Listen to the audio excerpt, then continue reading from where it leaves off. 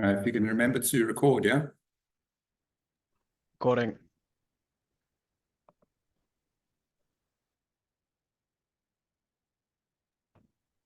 Hey, good afternoon, everyone. We'll get started in just a few minutes. Just want to let everybody come through and settle in. We'll do a quick intro, and then we'll get started promptly at just after 1 o'clock.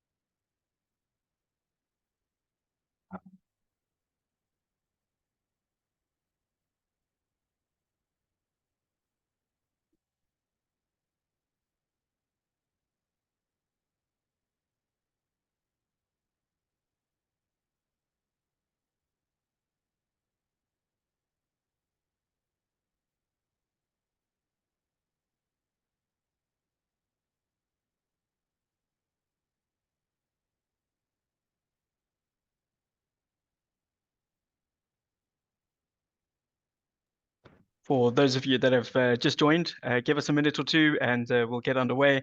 Just letting everyone settle in. We do still have a few people coming through. We'll get started promptly at a minute after.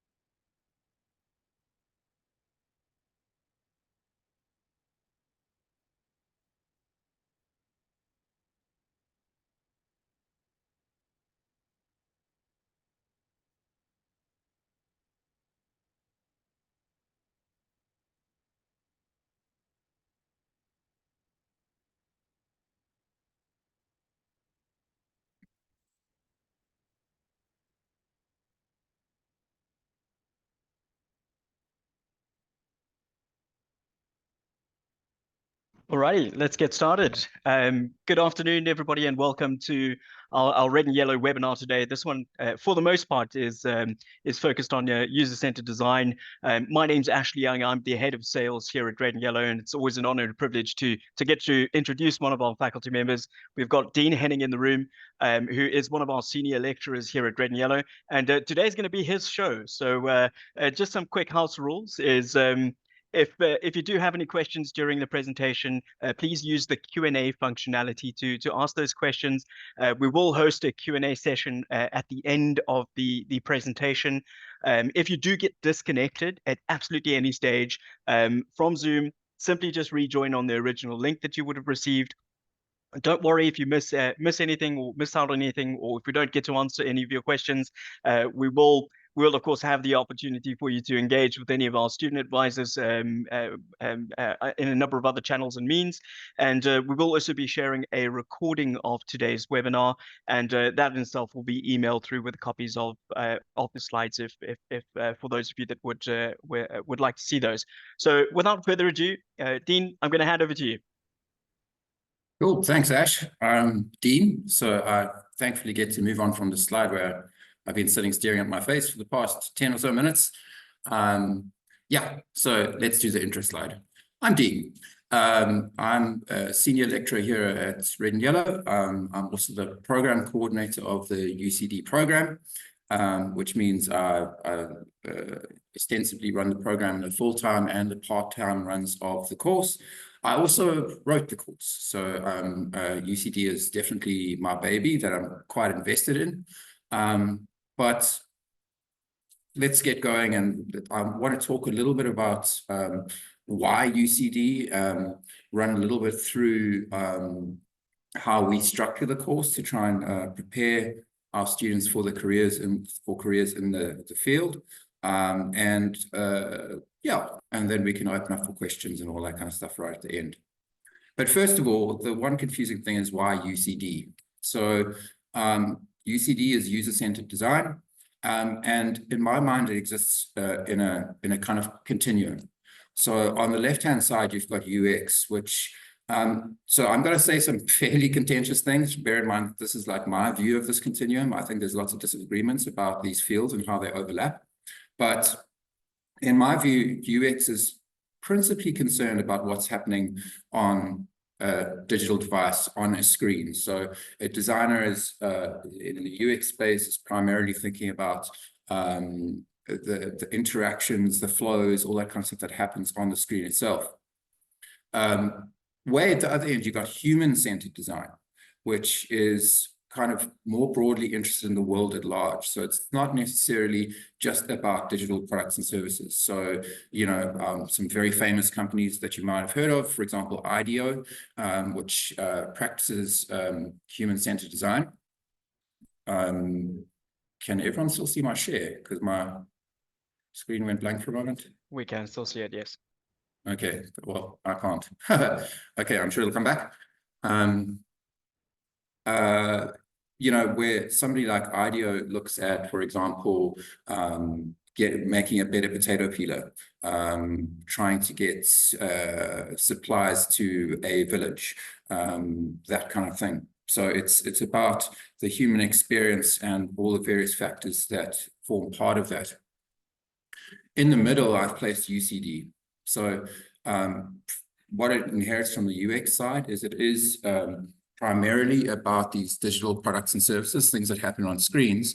But what it gets from the human-centered side of it is this notion that we're not just considering the screen alone. We're considering the rest of the things happening to that person. What context are they in? Where are they? What are their motivations? What are their needs? Where are they using the device? That kind of stuff. So we try and look at a broader perspective of the experience. Sorry, if you just give me a couple of seconds here, I've definitely lost my screen share on this side. Okay,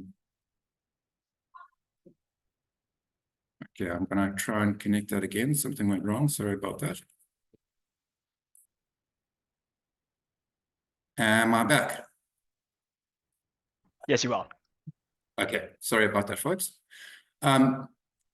So in order to kind of describe this, I've got two stories that I'd like to tell you. One I found on Twitter, now called X, which I think is kind of an interesting story, and hopefully you find it fairly amusing.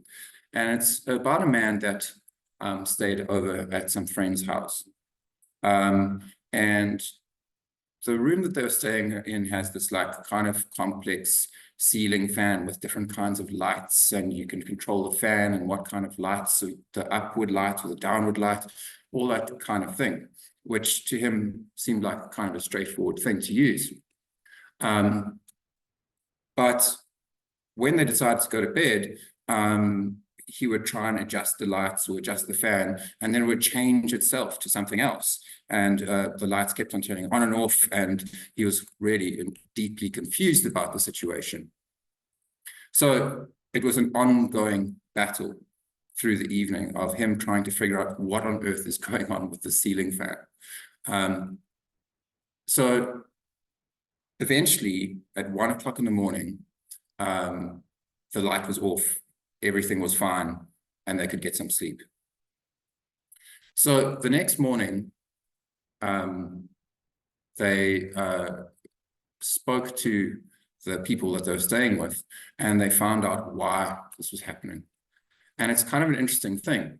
So they were basically in a flat building, as it were, and the controls spoke wirelessly to the fans itself. But the reach of the signal was very, very wide. So basically, every time they changed a setting on their light, it would inadvertently change the setting on somebody else's light in the building. So basically, the entire building would kind of fight with each other about control of their own fan whilst controlling other people's fans at the same time, which is obviously a problem. So basically, he was, when trying to get the lights off and everything so he could go to bed, he was turning other people's lights off. They were turning their lights back on, which was turning his light on, until everyone just got frustrated and gave up and everyone could go to bed. So this is just something that everyone in the building seems to put up with, which is, kind of a very strange situation to be in. So he was going to stay again for another night, and he was kind of looking forward to this battle that was going to happen around the lights. So he was thinking of trying to just switch off everyone's lights and tell them to go to bed, basically. But anyway, the battle happened, and then he was finally able to get the lights switched off, and he was able to go to bed. So at the end, he goes like this kind of idea that the story of a ceiling fan, and he calls it our trash future, which is kind of an interesting thing to think about. So there's a lot of mistakes that have happened in this situation. One of them is the use of technology without necessarily thinking about the real world implications of how that actually works in real life. So it's somebody who's kind of a technologist who finds something that seems like an elegant, technologically based, forward-thinking, futuristic solution, even though it's a ceiling fan, and just really doesn't consider the other elements that just make for a good experience. Just as a side note, somebody responded to his thread saying that somebody had taken over their Spotify account, and when he managed to wrestle their account back, he kept all the weird playlists that other person had left there. So again, this idea of this kind of trash future. What are we doing wrong here? There is this notion again that it's kind of almost like this sort of technological determinism, where we kind of have these new advancements in technology and this view that maybe they're inherently good, and we impose it as technologists or designers on people without, again, thinking about the ramifications. Another story that I came across when listening to a podcast speaking to urban designers was an interesting story where somebody in San Francisco who is in charge of the transport infrastructure got approached by a tech entrepreneur who suggested that they use hovercraft to get commuters across San Francisco Bay because it would be a lot easier than the current system, and it might be faster, things like that. The urban planner was like, well, that's not great because we'd have to put in all these kind of harbor places. We'd have to set up all this infrastructure. We've got to buy a whole bunch of hovercraft. And to be honest, our current system works pretty well. There's nothing necessarily wrong with it. And apparently this technologist replied, but hovercraft. Again, this is a kind of situation where somebody comes across what seems to be a technologically interesting idea and just believes because it is this technologically interesting idea that it's inherently good or helps people. And this is one of the fundamental problems that I think UCD tries to address.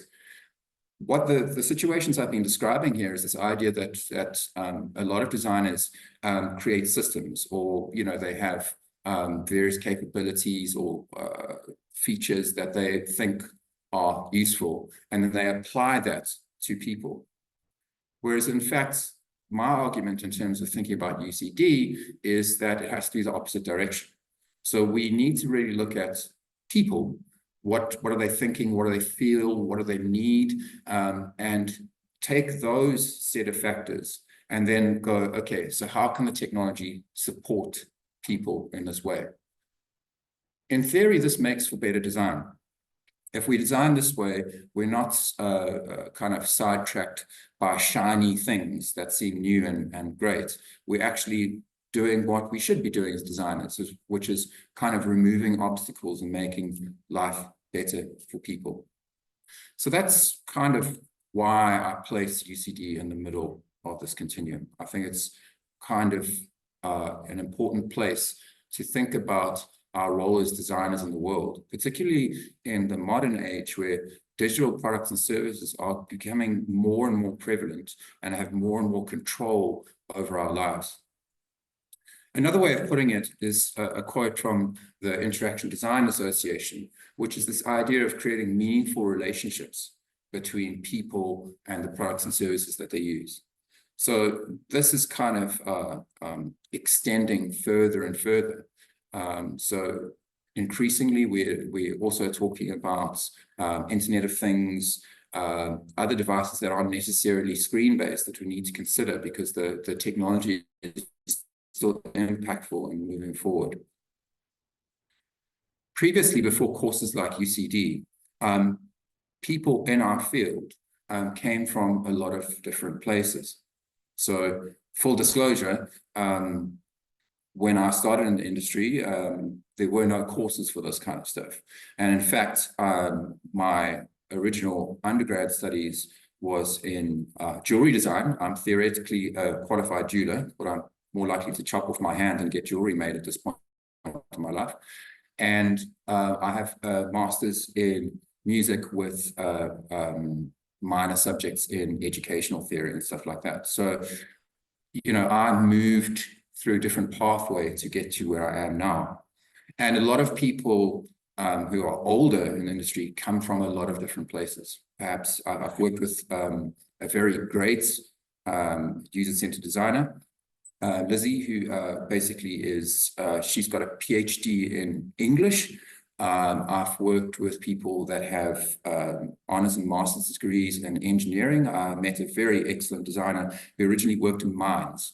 But the main thing here is that a lot of the people that end up in the field before there were courses in this thing, if you think about these kind of things like library science, psychology, anthropology, that kind of stuff, it's this idea that essentially people, no matter what their backgrounds are, gravitate towards UCD style or the UCD discipline because they are essentially about people. And that's the most important thing about it. Somebody who studied library science, for example, is very interested in like information-seeking behavior. How do people mentally model what knowledge is and how structures work? How do they go about finding things? What makes something findable? What makes it usable, and information at the right time? So even somebody from a library background is kind of well suited to kind of entering the field because they have this unique perspective. And certainly in terms of the students that join our course come from a wide variety of backgrounds. In the current full-time course, for example, I have a student that has a background in architecture, another student who has a background in mechanical engineering, another student who comes from a marketing background, et cetera, et cetera. So you get quite a few interesting kind of meshes of knowledge coming into the classroom, which is quite great. Another example of this is I taught a student that had an honors in financial management, and she ended up doing her internship at 22/7, which is the personal budgeting finance app, which is now owned by Old Mutual. And I can't think of a better place to put her. If you're a designer and you're doing a budgeting app, who would you rather have? A designer that doesn't necessarily know anything about finance, or someone that has a background in finance who is also a designer? It kind of makes sense.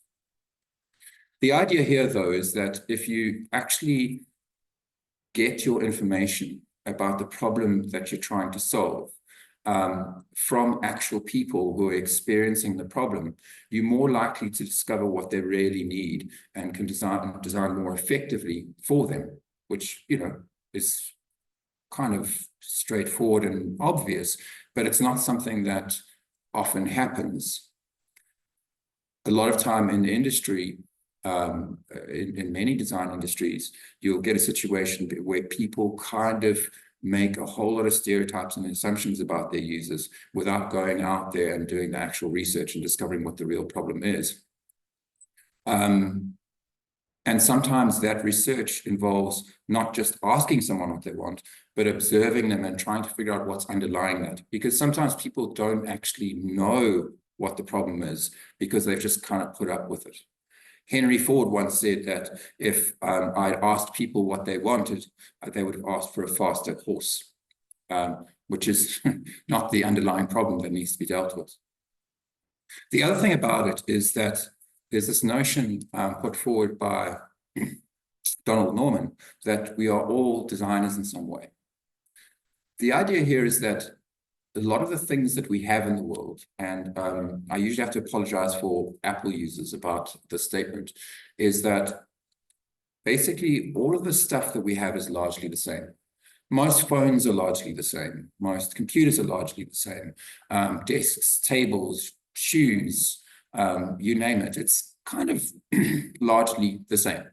There might be a few aesthetic differences and perhaps slightly different features, but generally speaking, they're kind of the same. However, every single person takes these kind of common tools and uses them in a way that works in their life. So that, and basically what that is design. So a person that has things that they need to deal with in their life, that sets their desk up in a certain way in order to get the tasks done that they need to get done, is actually engaging in a process of design. So if we take things from that mindset, we can kind of realize that if we observe people understanding that they are trying to design their way through the world, as designers ourselves, we kind of getting a masterclass in design from someone who's dealing with the problem that we're trying to solve, which is very, very important. Generally speaking, we engage in UCD in some form of process like this. So basically, it's understanding the needs or the stakeholder needs. So if you're working with a company that wants to do a certain project, you're trying to understand what kind of thing they want to get out of this. Then you're going out and actually finding real people and trying to find out what their motivations are, what they do, that kind of stuff.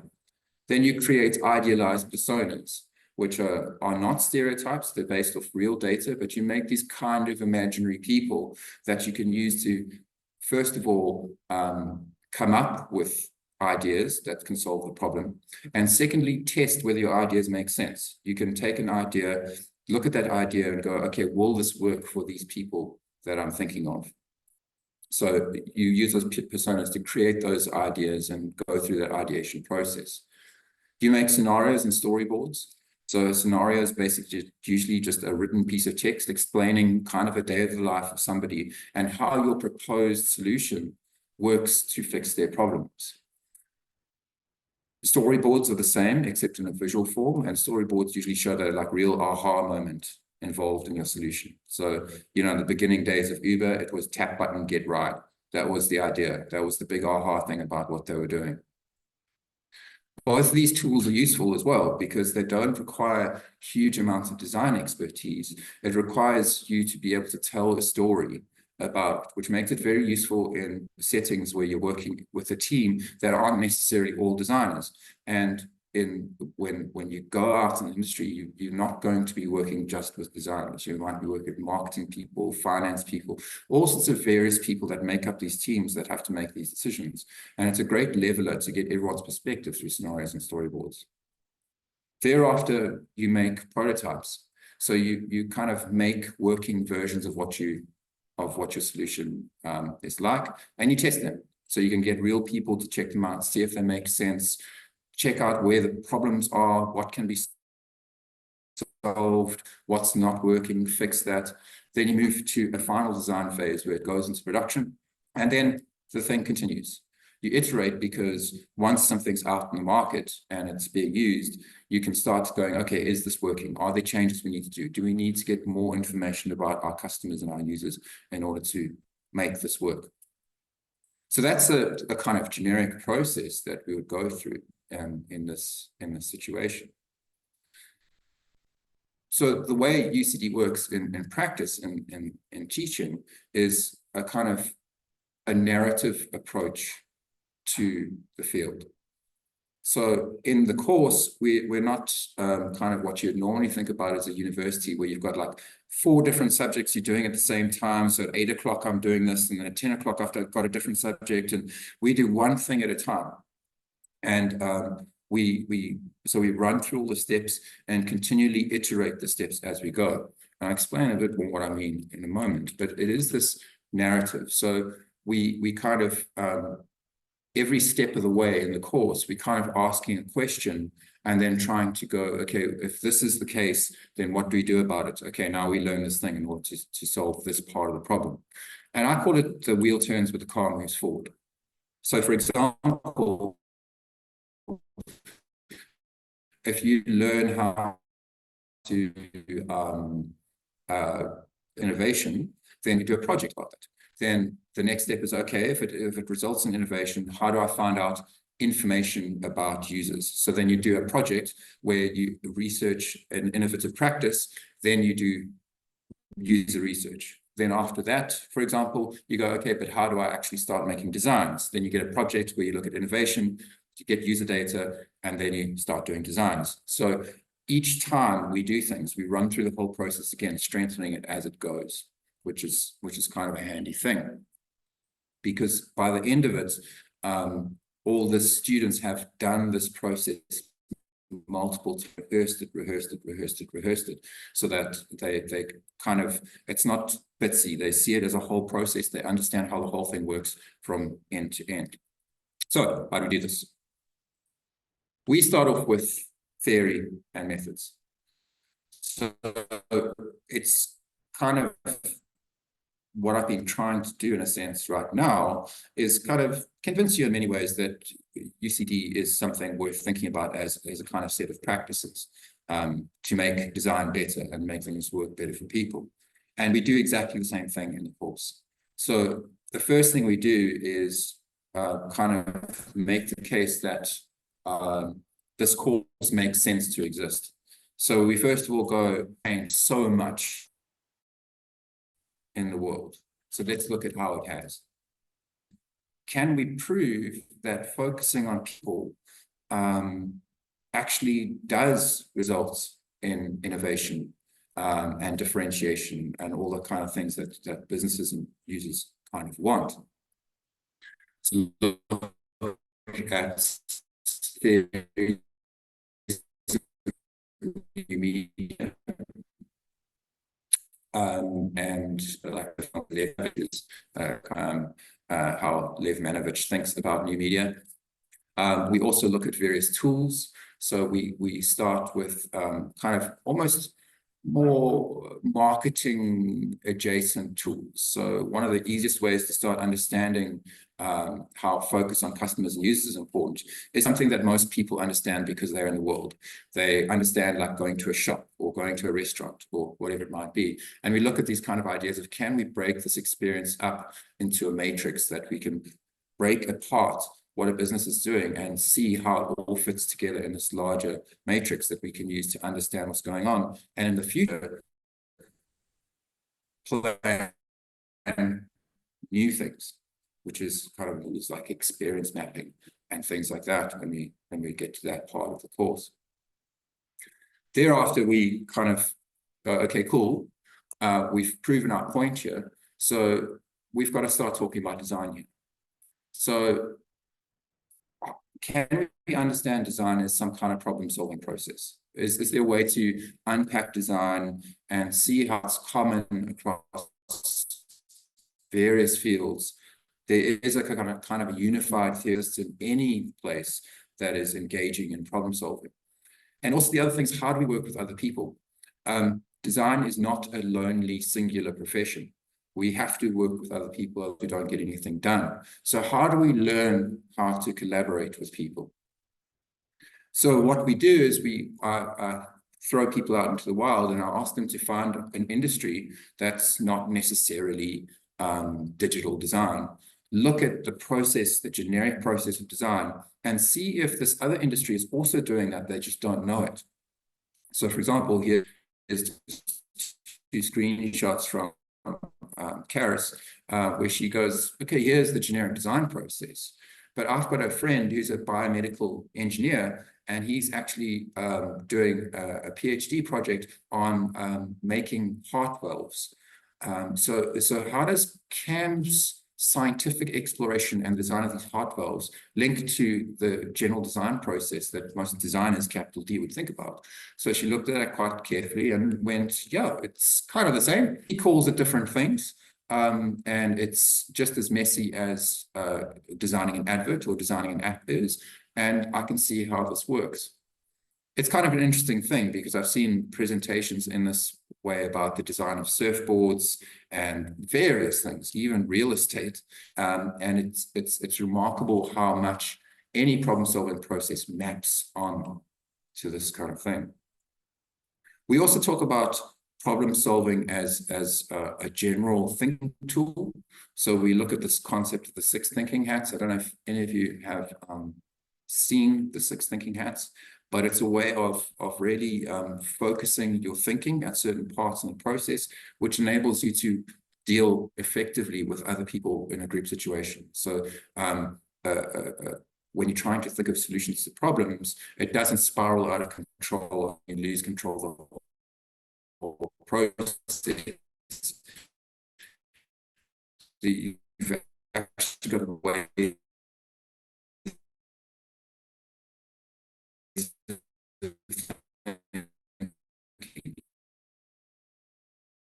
the potential pitfalls and dangers. So we're going to sit with our black thinking hat for a while and address that. So it enables you as a group to carve up the problem.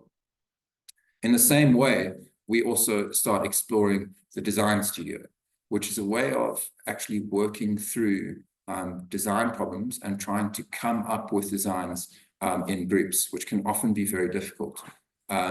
So what this design studio process involves is people going separately for a while, coming up with designs, bringing them together, having the discussion about it, figuring out what's good and what's bad, then going out and designing again in rounds and rounds and rounds, and they come back together until, as a group, everyone kind of gets consensus and is able to come up with a solution that makes sense, which is great.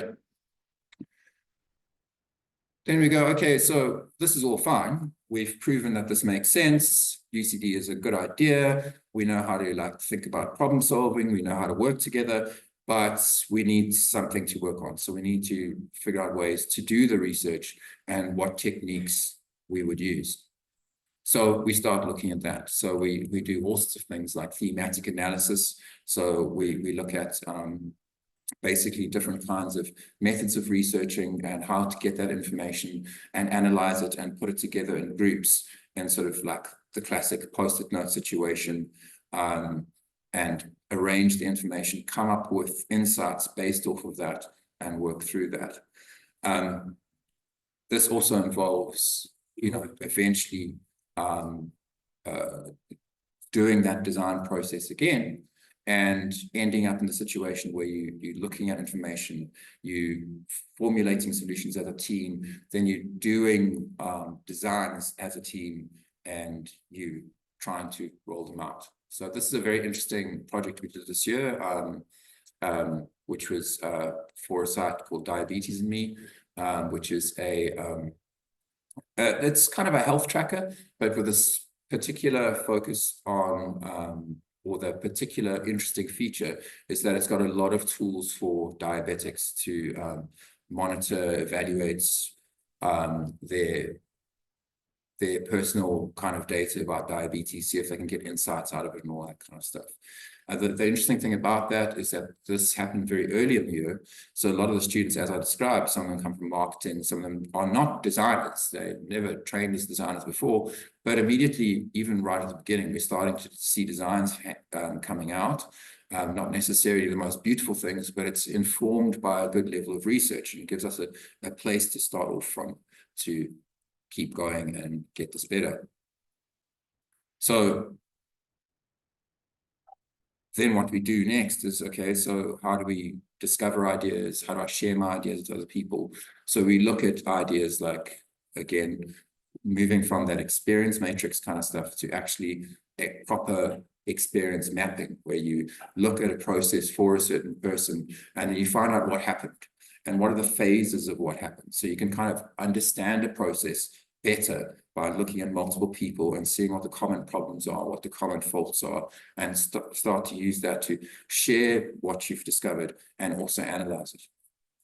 like I said earlier, this usually results in creating personas, and personas are these kind of imaginary people that we use to come up with ideas and to assess them.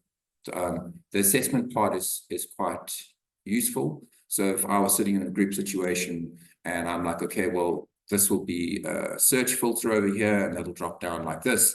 And that's how it'll work. And someone else on the team goes, okay, I don't think we should do that. I go, why? And they go, well, Bronwyn would hate that. And I go, oh, right, Bronwyn. Okay, so let's think about this a bit more. What's going to work for Bronwyn in this situation? So personas become kind of powerful tools in that regard.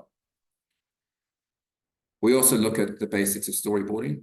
So, so scenarios and storyboards, and like how to start putting together basic narratives to describe what the solution is. So we start at a low level like this, just sketching out the ideas, and we increase the fidelity until they're actually a useful tool in presentation contexts when you're trying to sell your solution, before you give them a go-ahead to start kind of trying to implement it. So this is all very good, but there's a next step. So now we know all the research, we understand the theory, we understand how these things start to come together. So we start going, okay, now we need to get these things done. Rubber hits the road. So I've got some solutions. I need to figure out ways to structure them. And I need to understand the way my users think when they're working with my potential solutions. So where we do start is ideas of information architectures. So we look at the way people think, and we start to kind of construct a structure that would underlie any solution that we've got. So we start, again, these are all digital versions of this post-it note situation, but in UCD, for being digital practitioners, we kill a lot of trees, actually. But anyway, we start structuring the information so that it's kind of logical for the users based on all that kind of stuff. So we've got an underlying structure that we can build on top of. This also involves things like card sorting, where you get as many users as possible to look at different pieces of information, and they go, I think this should go here, this should go here, and you get a lot of information, and you can start building out diagrams of the way your users think about information. So how they would seek that information, how they would, where they would expect to find something. The example I always use is, where are raisins in a store? Because some people would think, okay, raisins should go with the the baking goods. Maybe raisins actually need to go in snacks. There's lots of different potential kind of places that raisins could be put. And this is something that shops go through all the time. Where do we put the raisins? Okay, what do our customers want? Okay, let's look at our customers. What makes the most sense for them? Should we put it in both places? Should we put it in one place? So we start to kind of, if we understand what our users/customers want, we can start putting things in the right place so that they can find it and they get a more successful experience out of it. So that underlying architecture is important. And this does result in a final underlying structure of how everything works. So we get structures in place that kind of make sense. Thereafter, we start again working with prototypes. So we start off at kind of a low resolution, because basically we start off with very simple sketches. We eventually becomes digital, and as we go, we increase the fidelity so they become closer and closer to the final design as we go. The reason why we start quite low fidelity and slowly move our way up is that every step of the process, we test with real people. Because when you're sketching something out on paper, a mistake is very inexpensive to fix. You just do another quick little drawing. As you move to digital, it becomes a little bit more difficult to fix, a little bit more difficult. Once you've got final designs in place, it becomes very difficult to fix. And if it goes all the way to development, where you've got coders and all these kind of people working to put the final product together, it becomes incredibly difficult and expensive to fix. So we try and make all the mistakes we can early on, where mistakes are cheaper to fix, which is very important. So then we go, this is all very well and good. We've got some wireframes, but how do I actually design things? How do I make them work aesthetically? Because if we didn't consider aesthetics, all the stuff that we'd make would be wonderful and work really well, but they'd look horrible. And there's another piece of research by Donald Norman that suggests that in many ways, beautiful things work better. People are more willing to be tolerant of problems and mistakes if they have got an emotionally and aesthetically pleasing experience. This is, I believe, one of the secrets behind Apple's success and their very loyal customer base. They may have similar problems to PCs in the way they work, but the level of aesthetic design that goes into their products is phenomenal, and I think that really makes the experience better. So we look at the kind of very formalistic ideas of design. So there's a school of thought called Gestalt, which looks at the arrangement of objects and how they relate to each other, how you can create extra layers of meaning and connection between objects in a visual interface by understanding how they come together, how they're grouped. We also get the students to explore kind of ways of showing information and working on their design skills to try and get interesting graphics going and all that kind of stuff. And we finally start looking at, okay, how do we start creating interfaces that work well, are well structured and pleasing to users? And we don't only look at mobile and desktop, we've also done, we do some projects with watches and things like that. This was a particularly interesting project because we had to explore how do you design for children, which is actually quite a difficult thing to do. There's a lot of ethical implications, and there's a lot of design implications to designing for children, which is fascinating. So that's all very well and good. So now we're getting there. So finally, we go, okay, now let's really talk about the industry. What's it like being in the industry?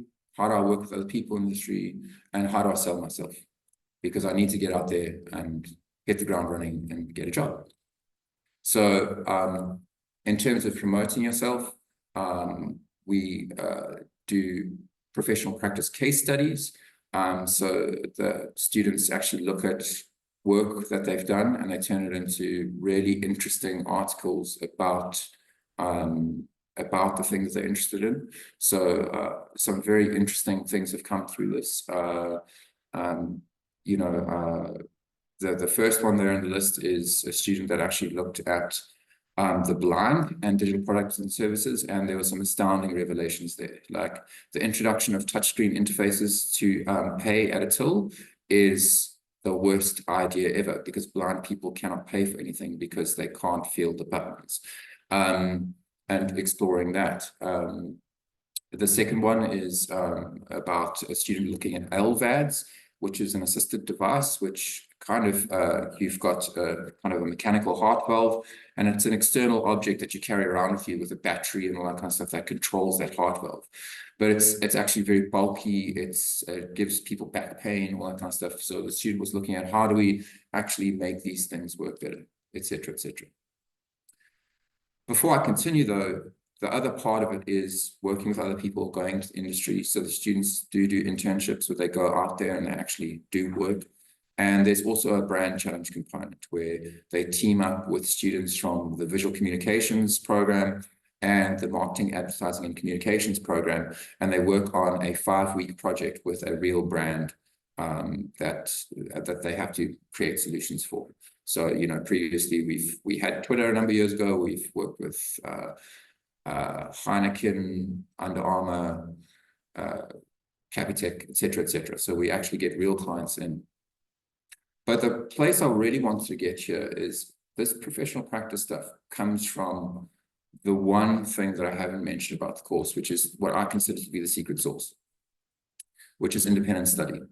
So the students are encouraged to look at something that they are interested in for the entire course of the year. So, and it happens sort of in parallel. So when you learn to do user research, you do some assignments, but at the same time, you apply that same thing to your independent study. So we've actually ended up with a lot of interesting projects based on this, which I think are very eye-opening, very some of them very innovative, and it also gets people to a point where they're exploring an area they want to explore, so they can actually even start thinking about their careers in the broader world and go, okay, what kind of field do I want to go into? Some brief examples of that, I'm wary of time, is a student noticed the huge queues outside of public hospitals, and she thought there must be a better way to do this.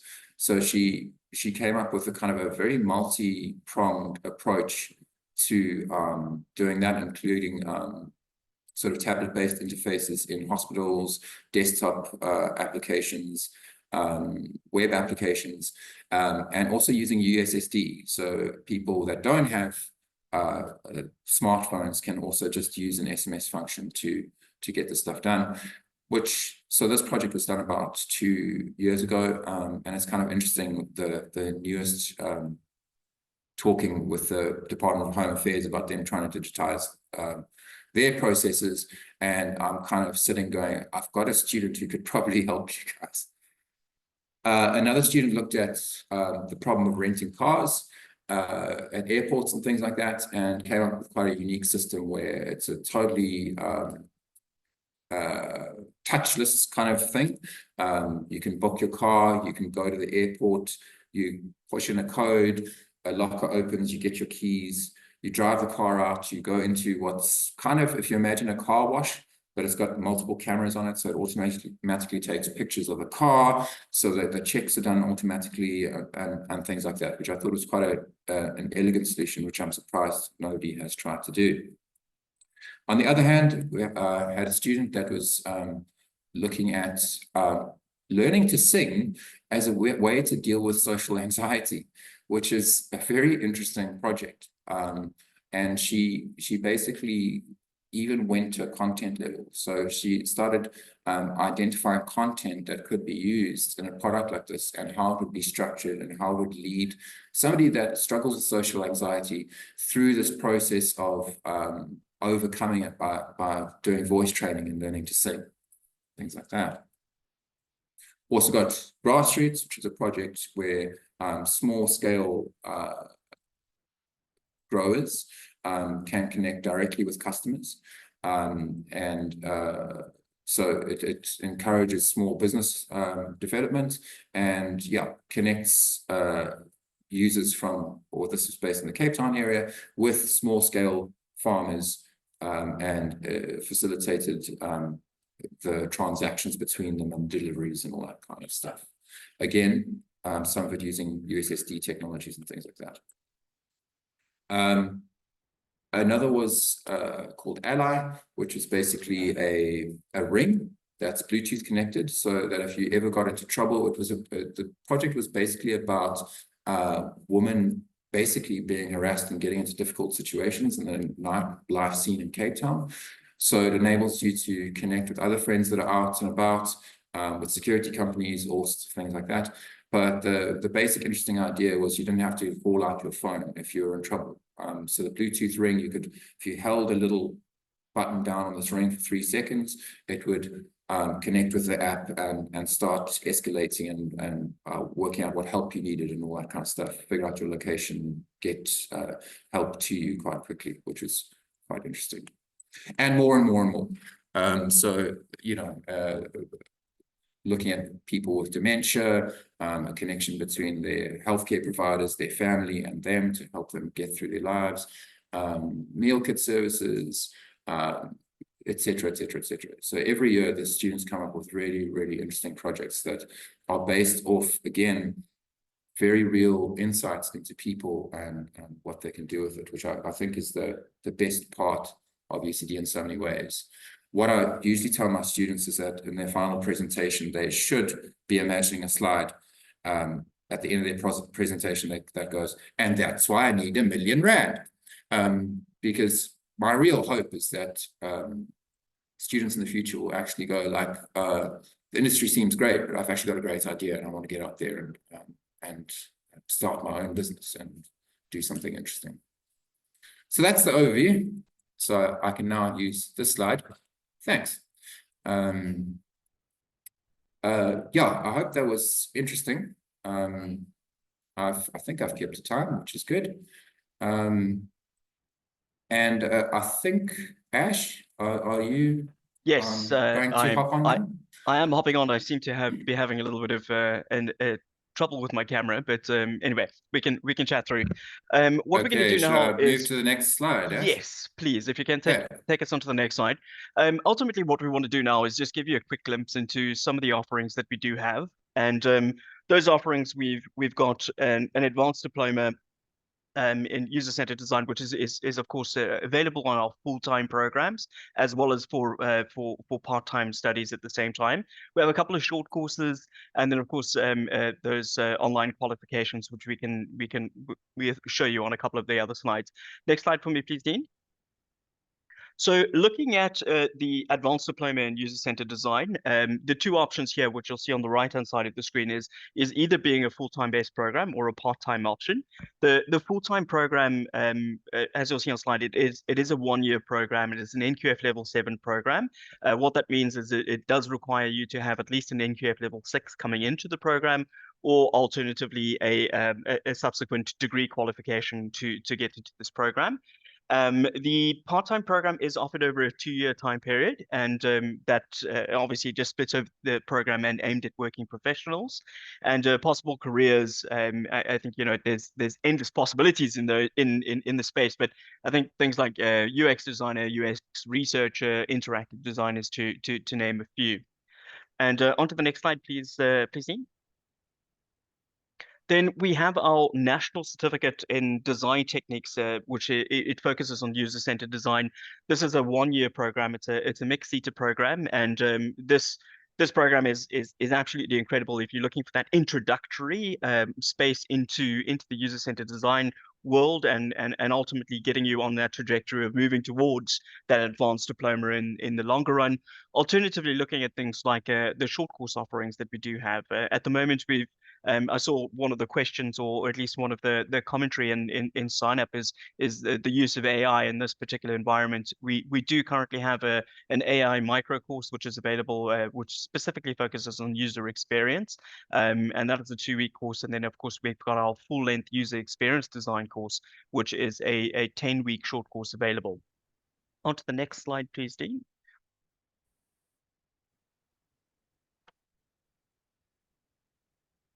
There we go. So one of the other call outs, just to really highlight here, is we currently do for those of you considering full-time studies, we currently have applications that are currently open. We do have a registration fee discount, which is currently available up until the 31st of December. So getting in your application and getting accepted onto the program and paying your registration fee will save you $4,750 at the moment. So if you are looking at applying toward the program, reach out to one of our student advisors. You can get a hold of them or get in contact with them through the website. So check out www.redandYellow.co.za. The program, at least the website, looks incredible with its new with the new update and our new CI, which I personally love. So shout out to our marketing team. And I think that's it. So we'll open to a couple of questions. I know we've got a couple of minutes, and I did run through those slides quite quickly. Dean, I think you can stop sharing the presentation, and we can address any questions that you may have. Please, once again, use that QA option, and we'll start answering those questions as they come along. Steph, I know you're also on the call. Steph's one of our, he's the team lead for our career advisor team. He's welcome to come on screen too. Perhaps, Steph, you can talk through the application items that are required as part of either the national certificate or the advanced diploma. Cool, thank you, Ashley. Good day, everybody. Yeah, so for the advanced diploma, it's quite a simple application process. Application form will need to be completed, and then we will need a certified copy of the applicant's ID, certified copy of qualification, a minimum of an NQF 6, as well as there will be a skills test that will be needed for this specific program as well. If you've been in contact with your career advisor, you can just reach out to them and they'll be able to pop those application docs through to you. Once we receive all the documentation, should take anywhere between 8 to 10 working days for an answer on your application. And then when it comes to the national certificate, the minimum requirement is matric. Same application process. The only difference here is that firstly, the qualification needs to be matric, as well as no skills test required for that. So NQF5, national certificates, no skills test required. For any of our advanced diplomas, there will be a skills test needed, and you would need a minimum of an NQF6 to apply. There's a observation from Grace. It's I don't know how to drive this. Do we need to let them able to talk? I think we would need to, Kat, if you would like to enable that functionality, please do so. In the interim, while we're waiting for Kat to do that, what would the skills test ultimately consist of? Ah, there's Grace. Grace, you're welcome to ask your question. Hi, thanks. So I'm of a very advanced age, and I've been in PR for 30 years. I work for Meropa Communications, but I do training. Meropa. Yeah, and I do crisis. Way back in the day in 1998, I designed Meropa's website. Oh, my hat. Well, I was there at the time. I've been there forever. So, yeah, well, that's interesting. Love it. So, and then just to your thing about different skill sets, I am actually a qualified attorney, which has helped me a little bit. Yes. One of my students actually studied law, and it's been a very interesting experience because it's possibly the first student I've met that's actually read this whole student handbook. Yeah, it's very interesting dealing with lawyers.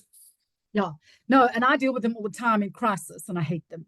So, because they think the law is everything and they don't understand communication, just an observation. So my observations as well is I love creativity. Love, love, love. I'm constantly up to date. I just think that a lot of what happens with young kids is that they're so full of life, and they go to these design schools, and they just want to go out and change the world. And to just state the facts, it ain't like that. Clients are, especially in soft skills like design and marketing, so clients are impossible. Everybody thinks they're a designer or a marketer, and they're so not. But their expectations are massive. And often what I find, like with the design agencies we've worked with over the years, so we've done the big ones, and then actually we end up with the small ones who don't just do pretty pictures. They did like what you've done, but the client will say the day before, I want this tomorrow. And it's got to be in a format that I can change. Because again, an observation, you didn't do it. I'm very pleased. Designers can't spell. So that's also a problem because the client expects you to sell. And just as, again, my old age, there's so many things that I look at. Like we get offered solutions all the time for technology and in the stuff that we do. So like in my training, there's programs that can do this. It cannot do what I can do. It cannot take away my 30 years of experience and my knowledge of the client. And also my knowledge of people out there. So I put it in the chat. Excel is not designed for words. It's designed for numbers. And people don't use it properly, and I hate it. Remote controls for TVs. Guys, seriously, a little circle on, off, volume up, down. This nonsense of 20 flipping buttons, it's just stupid. Recently, I've got a crisis with a big French biometrics client, and I went to the offices and we had this whole biometrics fingerprint thingy, but the internet was down. So then we had to go old school and write in the book. Sorry, and then my last example is years ago, we worked with Lexus, and I was extremely lucky at that time to have one of the nice ones. And it was one of the best cars I've ever driven. And they told us in the background, the car, they went to a whole lot of women and said to them, with kids, what do you want in the car? And just like the cup holder was in the right place, the mirror for my makeup was in the right place, and it wasn't particularly complicated. So yeah, and then lastly, I mean, we live in a very complex society.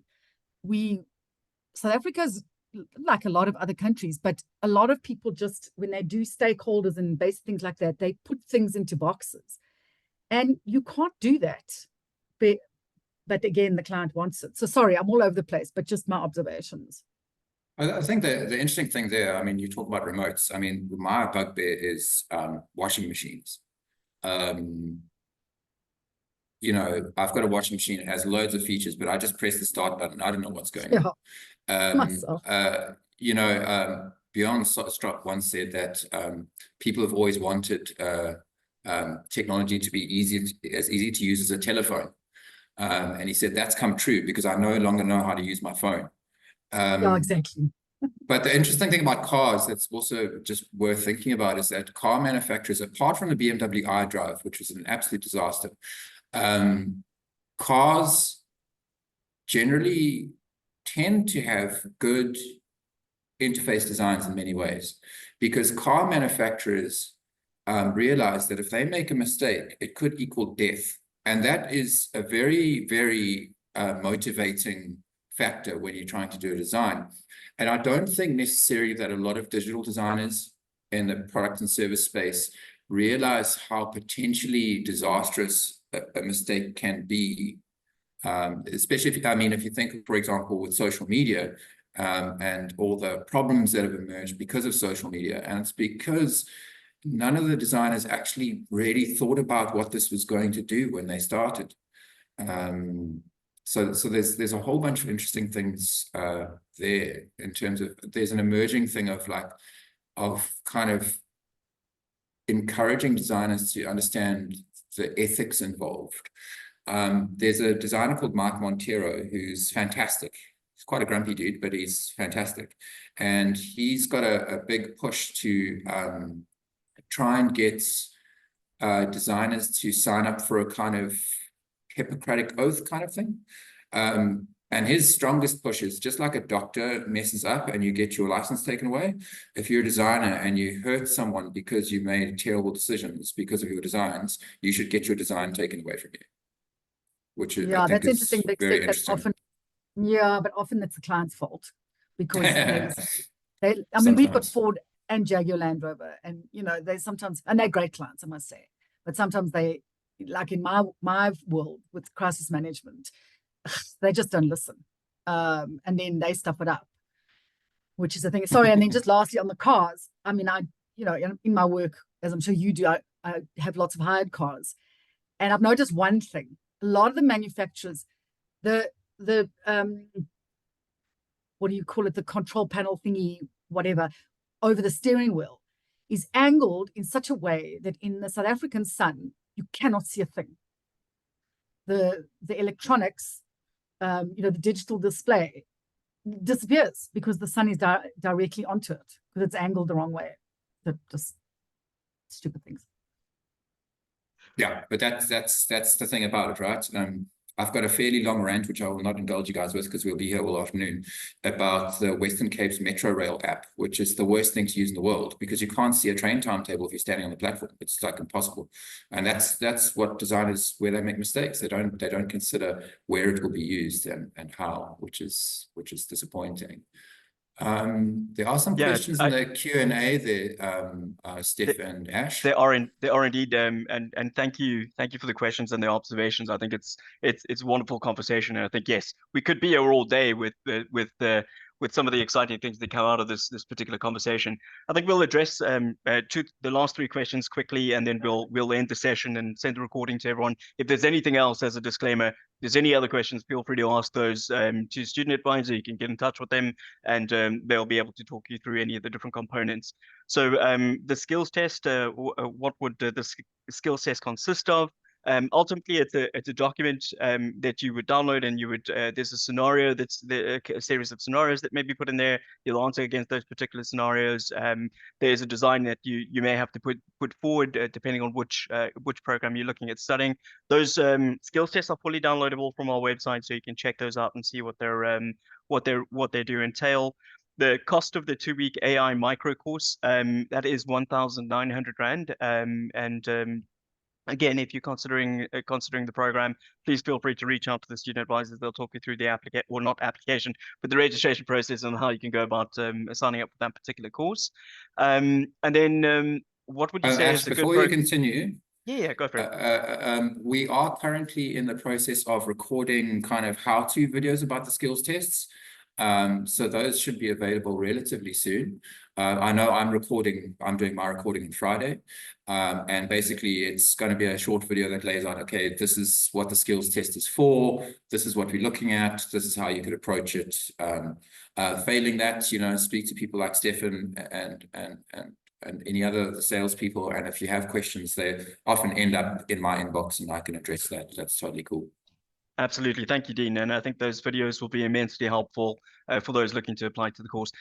We had one additional question from Mika with regards to considering a program after doing the digital marketing professional course.